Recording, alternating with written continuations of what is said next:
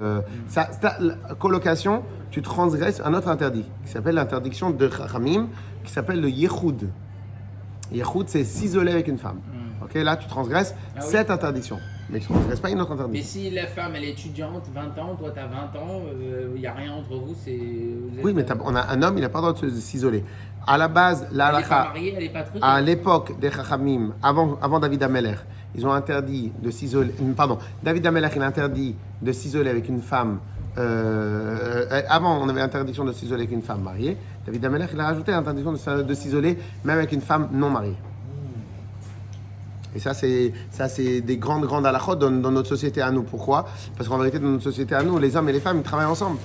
Ok ? Je vous donne un exemple tout simple. Tu es médecin. Toi, ton épouse, elle va voir son médecin. Le dernier patient. Ok ? La dernière patiente. Ok ? Donc de la soirée, il n'y a personne. La secrétaire à 20h, la secrétaire est partie. Tout le monde est parti. Et qui rentre dans la chambre du médecin quand il reçoit une patiente ? Personne. Eh bien, c'est un issour de Chachamim. Mais la consultation, même quand en pleine journée, ouais, mais en pleine journée, il y a la secrétaire, il y a sa vie, et tout, etc.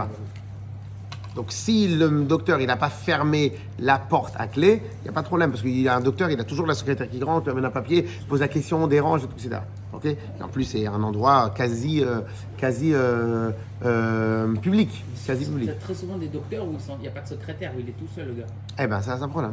Si c'est des patientes par rendez-vous, où il y a une patiente, elle vient une fois toutes les heures, et tout, etc., et que pendant 1 heure, la patiente, elle est toute seule, totalement interdit. Totalement interdit. Un autre problème, c'est les auto-écoles. Non, les auto-écoles, c'est autre chose, parce que déjà, c'est en journée. En plus, c'est dans une ville. Et en plus, la fenêtre, elle est ouverte. Donc, non. Ça, Yichoud, c'est le principe de s'isoler. Tant que tu n'es pas le principe de isoler. Par contre, alors, très souvent, les gens ils posent la question, est-ce qu'on a le droit d'aller déposer une dame le soir chez elle ? Ok ? À Charenton, à Paris. Ok ? Ben, si tes vitres, elles ne sont pas fumées, et que tu es en plein milieu de la ville, ça ne s'appelle pas Yichoud. Si par contre, tu vas la déposer très loin de la ville, ok, ou dans le bois, ou tu dois passer par un endroit où c'est isolé, là, tu rentres en vrai. Mais en plein milieu de la ville, il n'y a pas de problème. Donc, si tes vitres ne sont pas fumées, si tes vitres sont fumées, donc tu es isolé, même, attention, hein, bien évidemment, on ne parle même pas qu'il y a de bêtises. On ne parle même pas qu'il y a de bêtises, parce que s'il y a de bêtises, là, la question ne se pose même pas. Il n'y a pas de bêtises. C'est l'essence même, l'idée même de pouvoir la déposer dans un endroit où tu t'isoles. C'est une dame âgée, elle fait rentrer un réparateur de machine à laver. Peu importe l'âge, c'est toujours la même interdiction. C'est interdit ? Tout est interdiction. Ah oui ? Isolé, oui. Isolé, oui. Il vient réparer son réfrigérateur. Elle est seule. Tout est isolé. Si un homme il a une femme de ménage chez lui à la maison et qu'il y est là-bas tout seul, ok, il faut prévenir sa femme. Alors ça dépend. Il y a d'autres halakhot. Si ta femme elle sait que tu es là-bas et que la femme de ménage qui est là-bas et elle sait que tu es là-bas et tout, etc., il n'y a pas de problème. C'était des caméras à la maison, ta femme elle a accès aux caméras quand même. Exactement. Là aussi il n'y a pas Yichoud. Là aussi il n'y a pas Yichoud. Voilà, exactement. Tourne un peu la porte, c'est bon, non ? Exactement. Il y avait un rave que chez lui dans son bureau, quand il recevait tard les gens, il mettait une caméra exprès que sa femme elle avait accès. Ok, voilà, ça c'est Yichoud. En tout cas, ici, ce qu'on apprend, la deuxième mitzvah qu'on va traiter dans tous ces chapitres-là, c'est quoi ? Shelot ibael isha belo ktuba ou belo kiddushin. On n'a pas le droit de rencontrer une dame particulièrement, ne pas aller avec une dame, si on n'a pas fait de ktuba. Mettre en couple. Ouais. Si on n'a pas eu de, oui, exactement. Si on n'a pas eu de ktuba et de kiddushin, interdiction de la Torah. Un juif, il doit que par Ktuba et Kiddushin. Un des deux, Ktuba ou Kiddushin, Hein? un seul de ces deux. La Ktuba ou Kiddushin. Non. Ktuba ou Blo Kiddushin, les deux. Mais il est quand même engagé après. Oui, non, ça c'est autre chose. Ça c'est une autre halakha. Mais ça c'est quand on le fait. Là on dit que c'est interdit de ne pas le faire. Alors, voilà, on va étudier ça tout de suite. Alors, Shelo Yimna Sher Ksudeona. Combien de mitzvot a un homme vis-à-vis de son épouse? 635. En vérité, il a tout. Alors, il en a 3 Minatora et 1 million selon la vraie vie. Il en la a théorie 3. et la pratique. Arrêtez, c'est enregistré. Alors, 3 Minatora et 7 Miderabanan. Ça, c'est ce qu'on appelle les obligations de l'homme vis-à-vis de son épouse. Ok? Alors, troisième mitzvah qu'on va traiter, interdiction pour un homme qu'une fois qu'il s'est marié avec son épouse, une interdiction Minatora, chez lo yimna she'er kesut ve'ona, de ne pas être à la hauteur de she'er, rapprochement moral, ksut, les habits, et rapprochement ve'ona, et le rapprochement physique. Ok? L'ifrod ilerbot mimena, et dans les lois du mariage, la mitzvah, il est d'avoir des enfants. Ok? Donc les 3 obligations. C'est 4 mitzvot. Première mitzvah, que quand tu veux te marier avec une épouse, tu n'as pas le droit de te paxer, il faut passer par Ktuba et Kiddushin, ok? Même si moralement on s'aime, ok? Ça tient pas la route, ok? Et donc, on a aussi le binôme interdit, donc interdiction de vivre sans, donc mitzvah de faire et interdiction de vivre sans, ok? Shelo imna she'er ksut ve'ona, interdiction, les 3 obligations minatora qui sont she'er, ksut ve'ona, rapprochement moral, rapprochement physique et l'habit financièrement de subvenir à ses besoins, ok? Et ben ça c'est les 3 obligations minatora, et donc l'homme il a l'interdiction de retirer, de retenir ça. Donc c'est une interdiction de la Torah, donc ça lui appartient. Ok, c'est une obligation. Quand tu t'es marié avec elle, c'est ce que tu as signé toi sur la Torah. Donc c'est une obligation minatora. Et 4e point, l'ifrod v'lirbot mimena, et l'obligation d'avoir des enfants. Ok. Yes. On continue. Alors, on prend le chapitre 1 du Rambam Ilchot Ishut. Kodem Matan Torah aya adam pogea isha beshuk. Avant Matan Torah, un homme, il pouvait rencontrer une dame dans le dehors. Im ratzahu vehi lisaota. Si maintenant les deux ils voulaient vivre ensemble, il dit allez, je te plais, tu me plais, eh bien on va habiter ensemble. Et c'est comme ça qu'elle devient son épouse. Alors j'explique. Est-ce que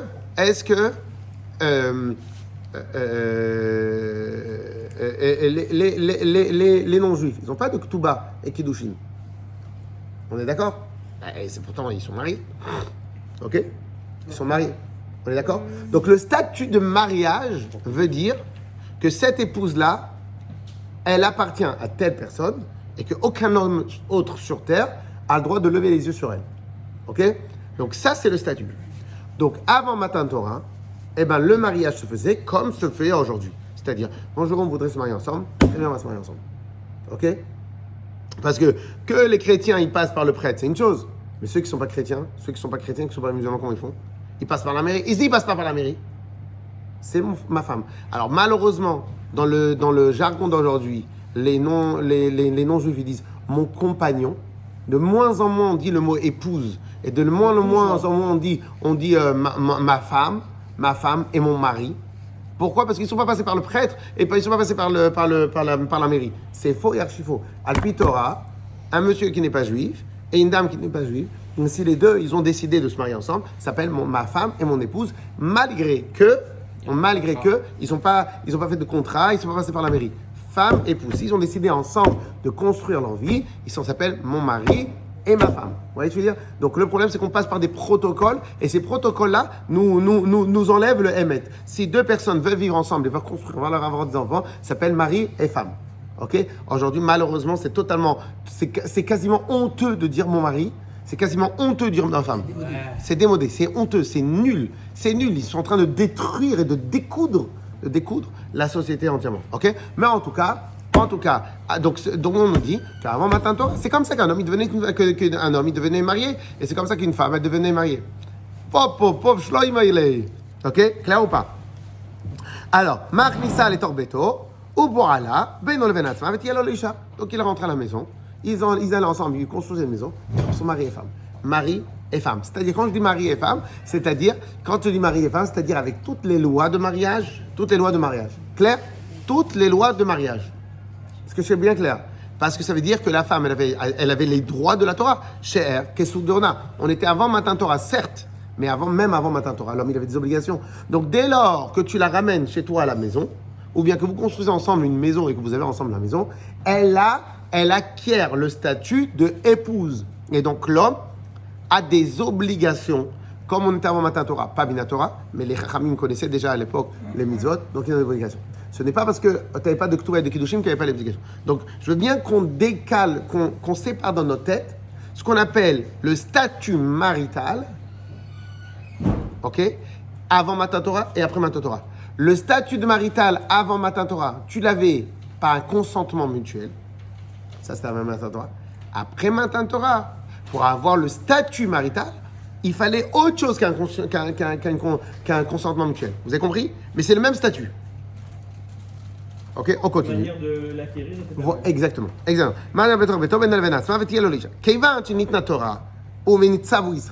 Dès lors que la Torah elle a été donnée, et les Chachamim et les Bnei Israël, ils ont reçu l'ordre de faire selon la Torah. Que si un homme il voulait se marier avec une femme, par cela, il fallait faire les Kiddushin. Consacration. Ok? Acquisition. Ok? Donc en vérité, on verra plus tard qu'est-ce que ça veut dire yikne. Mais en tout cas, quoi qu'il arrive, c'est un transfert de propriété, et donc kinyan. Et c'est seulement une fois que tu as fait le kinyan qu'elle devient ton épouse. Et lorsque maintenant, oui, mais pour l'épouse, c'est pas la levée, c'est le transfert de.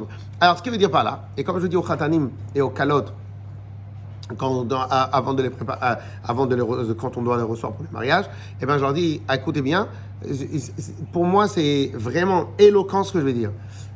Un homme et une femme qui vivent ensemble pendant des années, ils ont la moitié de Paris qui leur appartient, ok?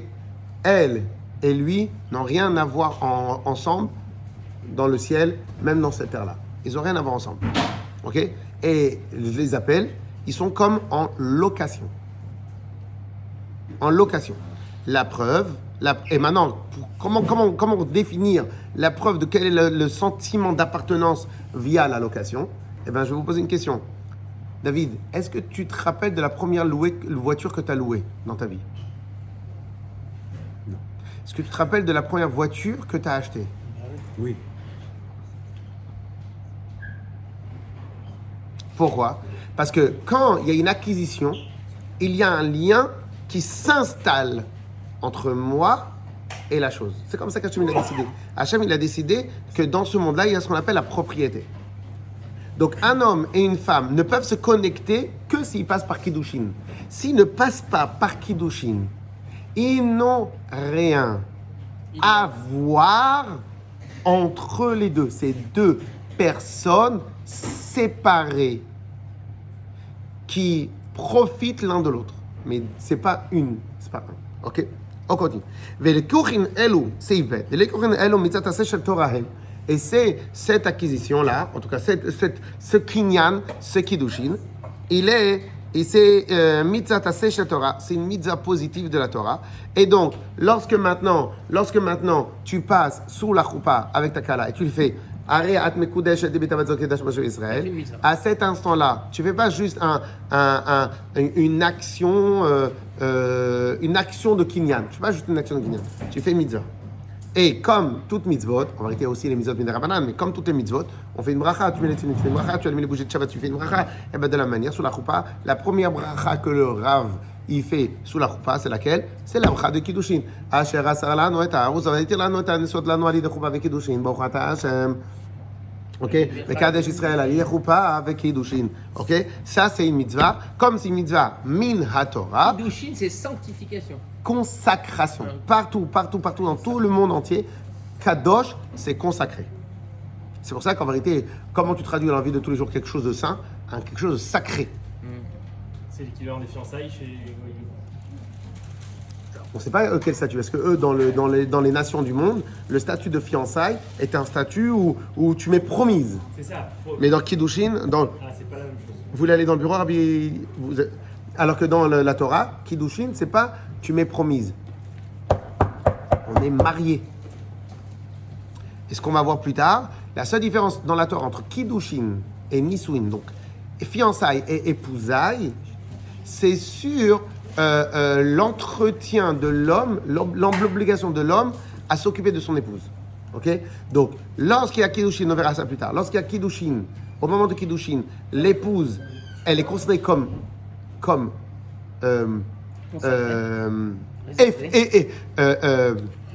consacrée. Donc, elle a plus droit de recevoir des kiddushin de quelqu'un d'autre. Ok? Mais l'homme n'est pas obligé tout de suite de faire she'er, kesud, ve'ona. On est obligé de passer par qui? Un instant. Il n'est pas obligé tout de suite de faire she'er, kesud, ve'ona. Il n'a pas 12 jusqu'à 12 mois plus tard. Les Chachamim nous ont donné dans la Gemara 12 mois pour se préparer, pour trouver un travail. La propriété, c'est le premier. Non, le premier, transfert de propriété, c'est le premier. Ok? Donc, les Chachamim nous ont donné 12 mois pour trouver un travail, pour construire sa maison, pour s'installer, etc. Rabbi Tzai, c'est bon ou pas? Ok. Et donc ils ont donné 12 mois. Et après les 12 mois, si c'est un batlan et qu'il n'a rien fait, eh ben, il doit déjà s'occuper d'elle. C'est terminé. Il est obligé de lui donner la carte bleue à partir de 12 mois. Je vais se marier avec un batlan. Ok. Il est obligé de lui donner la carte bleue. Il est obligé de louer une maison. S'il n'a pas construit, il doit louer la maison. C'est fini. 12 mois max. Et à ce moment-là, il devient Isha. Sinon. Il n'y a pas de sinon. Pendant les Il y a pas de 10 sinon. mois, elle reste avec ses parents. Hein? Je veux pas. Je veux plus. Ah, il doit donner. Ah. Alors, si maintenant il ne veut plus, il doit donner le get. Hein, Rabbi Rouben, t'as entendu? Donc, si après Kiddushin, il veut plus se marier avec elle, il doit donner le get. Mais elle n'est jamais rentrée chez lui à la maison. Et le get, c'est pas une ketouba. Peu importe. Une fois que tu as donné à la Kala et Kiddushin, ok? Si maintenant ils ont décidé, la femme elle dit je veux vraiment pas vivre avec toi. Mais on a fait Kiddushin il y a 1 heure. T'as raison. Elle n'est pas rentrée chez lui à la maison, rien du tout. Ok? Eh ben, get. Parce qu'une fois qu'elle a reçu les Kiddushin, elle est son épouse. La seule différence, c'est la responsabilité du mari. Kiddushin, C'est la seule c'est différence. la période avant le mariage. Non. Non, mais. Kiddushin, ça commence à partir du moment où tu as donné le go. À partir du moment où tu as dit Ariat mekudesh et lib et tabazo kedat moshe. Et alors, quand ils l'ont fiancé, ça va être comment? Au statut de la Torah d'aujourd'hui. Alors, à l'époque, les fiançailles, on faisait avec Ariat mekudesh et lib. Ok. Au statut d'aujourd'hui, les fiançailles qu'on fait n'ont aucune valeur. Ah ouais. Aucune valeur. Ah ouais, il lui doit rien, elle n'est pas réservée, elle peut aller avec un autre homme, elle peut tout faire. Aucune valeur. Zéro valeur. Zéro valeur. Ah ouais? Zéro valeur. Elle peut pas aller avec qui que ce soit, mais elle peut se marier avec un autre homme. Zéro valeur. C'est pour ça que chez les orthodoxes, on ne donne pas de bague aux fiançailles. Pour ne pas confondre à aucun instant. Pendant les 12 mois, elle est à la charge de ses parents ou de son mari? Pendant les 12 mois, il a encore la charge de ses parents. Alors, je répète. Nous, aujourd'hui, dans la Torah, quand on marie, on fait la totalité de 2 dans la même heure. Alors, je vais vous donner un exemple pour les Sfaradim. Le dimanche. Pour les Sfaradim, la choupa, c'est comparé à quoi?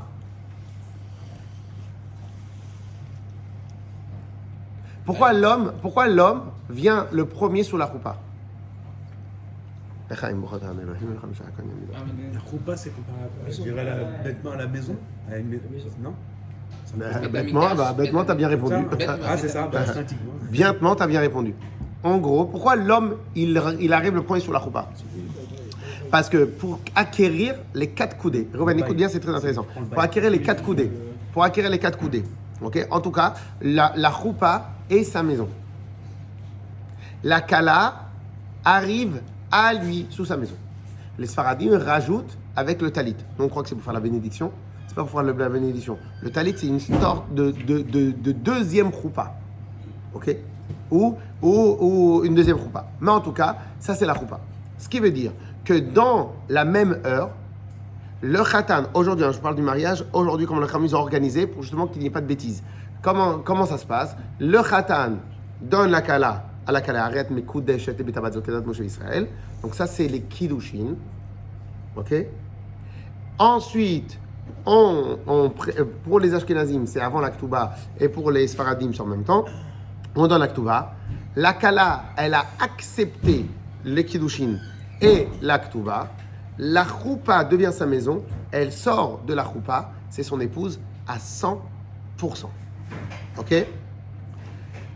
Avant, comment ça se passait? Les choses, elles étaient séparées. Donc, je faisais le premier Cheshvan, je faisais les Kiddushin. Bon, maintenant, on se marie l'année prochaine, le premier Cheshvan de l'année prochaine. Il avait 1 an pour se préparer. Pendant cette année-là, elle était son épouse dans son obligation à elle. Elle était consacrée, mais lui, Lui, c'est pour ça que chez les Ashkenazim, on fait encore ça. On fait ce qu'on appelle les Tnaïm. C'est quoi les Tnaïm? Avant, ils avaient des contrats d'argent pour dire ouais, mais attends, il n'y a pas de Facebook, il n'y a pas rien, il n'y a pas de mail, il n'y a pas de WhatsApp, il n'y a rien du tout. Tu vas partir loin, donc qui me dit que tu vas revenir? Ok? Donc, ils n'acceptaient de consacrer la fille que si le garçon s'engageait devant témoin, que si maintenant, le mois Treshvan, l'année prochaine, il ne venait pas, il devait payer la Séouda qu'ils allaient préparer. Ok? Très bien. Aujourd'hui, chez les Ashkenazim, on ne considère pas que la choupa, c'est la maison, on considère que c'est Cheder Yehoud. En français? Si tu as déjà été dans des mariages Chabad et Ashkenaz, ils vont après dans une salle s'isoler. Ok? À ce moment-là, il devient son épouse. Juste le fait qu'il ait fermé la porte pendant 10 minutes, elle devient son épouse. C'est pour ça qu'il couvre la tête tout de suite. Exactement. Chez nous, on n'a pas ça. Nous, on couvre la tête Non, que le lendemain. non, chez les Sfaradim, c'est la choupa. Donc c'est la même chose. Ah, nous, les Sfaradim, C'est la choupa. C'est Chazak, comment ça dit? C'est considéré comme isolé? C'est pas considéré comme isolé. C'est pas considéré comme isolé, c'est considéré comme la maison. Parce qu'il y a une marque loquette. Qu'est-ce qui est considéré comme la maison du mari? Est-ce que c'est le fait d'isoler, de s'isoler, ou est-ce que c'est arrivé dans son réchaud? Ton masque, Alex. Par contre, ceux qui excuse-moi, mais disent... dans les deux cas, ou pas, il y a des gens autour, c'est pas s'isoler. Et Mais la question, elle est, est-ce qu'on a besoin... Là, c'est ça la question. En fin de compte, est-ce qu'on a besoin de s'isoler ou est-ce qu'on a besoin que tout le monde a vu que tu te comportes avec elle comme mari et femme? C'est la remarque, mais peu importe, ça revient au même. il y a plein de mariages très religieux où j'ai vu que la femme, elle a couvert la tête, que le lendemain, la soirée, elle a pas la tête couverte. Et il n'y a pas un kinyan par la consommation du mariage? C'est pour le kiff. Hein? Rabbi, il n'y a pas un kinyan par la consommation du mariage? Non, absolument pas. Absolument pas. Parce que Ça, ça, c'est il y, bon. a un truc, les gens ils pensent ça aussi. Non, Ouais. non. C'est un faux- Absolument pas. Absolument pas. Aucun lien. Ok. Ça déclenche rien. Rien du tout. Alors, il peut se marier, ne jamais rien faire avec elle. Absolument. Il dit Tous les statuts, ils sont acquis quand même. Absolument. Ok. Yes. Alors, et c'est ce kinyan-là, c'est mitzvah assez, une mitzvah positive de la Torah. Voilà, Ok. peut-être c'est des... Aubert, C'est des, comment on appelle, des coutumes. de quoi? De dire que la femme, elle est acquise par la Ouais. Ça doit être des coutumes. Non, parce qu'il y a un problème par contre, Minatora. Un exemple, imagine maintenant que la Kala elle est Nida le jour de la Choupa. Oui. Alors là, il y a un problème. Ils n'ont pas le droit de rester ensemble. Ils ont même pas le droit de faire Ils n'ont pas le droit il n'y a pas de yichoud, il n'y a rien du tout. Alors Je connais quelqu'un qu'il a une choupa de Nida et le Rav, hein? C'est une erreur quand ils peuvent faire la choupa si elle est mise. c'est une erreur. Enfin, tu peux pas.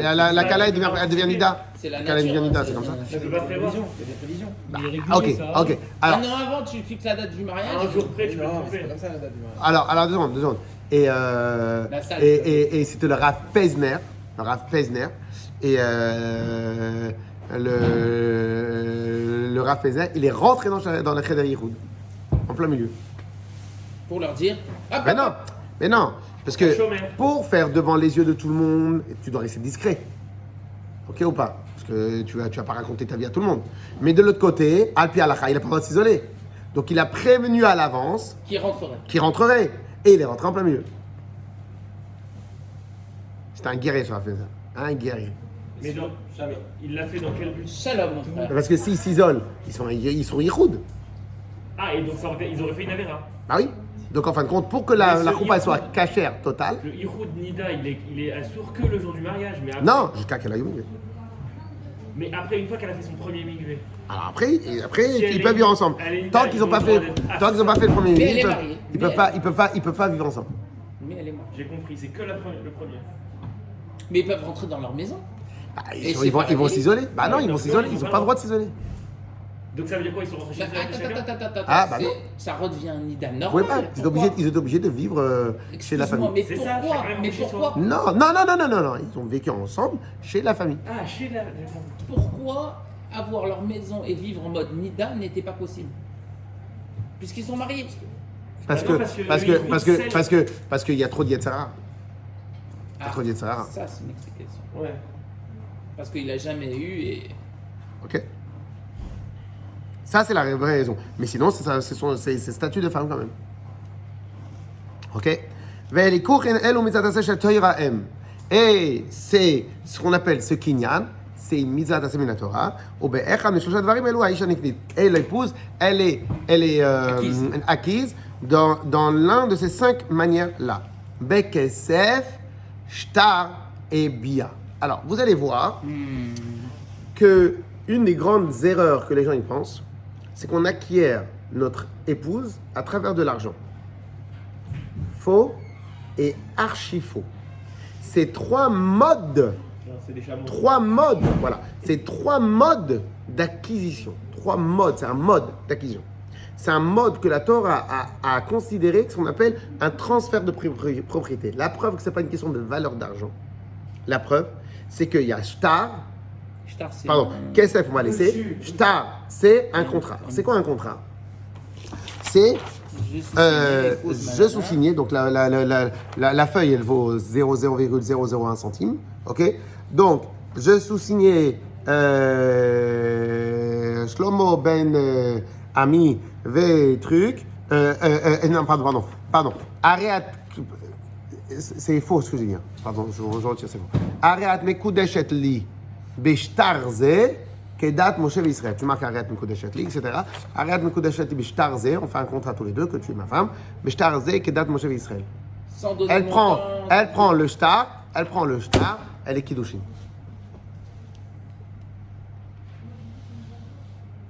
Ensuite, deuxième kesef, ça on va le voir, c'est l'essentiel qu'on va voir, et bia. Alors c'est quoi bia? Alors c'est aussi ce qui a été fait avant, et après les chachamim ils ont interdit. C'est quoi bia? Arrête, tu fais pas devant témoins, tu t'isoles devant 2 témoins, ok? Tu la mets chez toi devant 2 témoins, et arrête mekudeshet li beviazo kedat Moshe Israël. Tu dis devant les témoins. C'est pour ça qu'on croyait que c'est la consommation qui faisait le mariage et c'est entre ça. Ah oui. Éventuellement, également. Ah oui. Arrête devant témoins, c'est-à-dire les témoins ils restent à l'extérieur, mais devant les 2 témoins, tu l'amènes chez toi à la maison et tu dis arrête mekudeshet li beviazo kedat Moshe Israël. Par cette simple venue. Mais elle ne devient pas son épouse. Ah, elle est mes coups d'échec. Mekudeshet, c'est tout. Elle est réservée. Tant que tu n'as pas fait de Ktuba, tu n'as plus le droit de l'approcher. C'est bizarre, hein? Ah, elle est réservée mais pas épousée. Et tant que tu n'as pas fait ça, tu n'as pas le droit, t'as plus le droit de la toucher, de l'approcher. Tu n'as plus le droit. Parce qu'elle n'a pas de contrat. Même de discuter. Discuter, oui, parce que c'est pas Yiro, discuter. Mais tu n'as même pas le droit d'être une tiachet, tu n'as rien le droit. Pourquoi? Parce qu'elle est que kiddushin.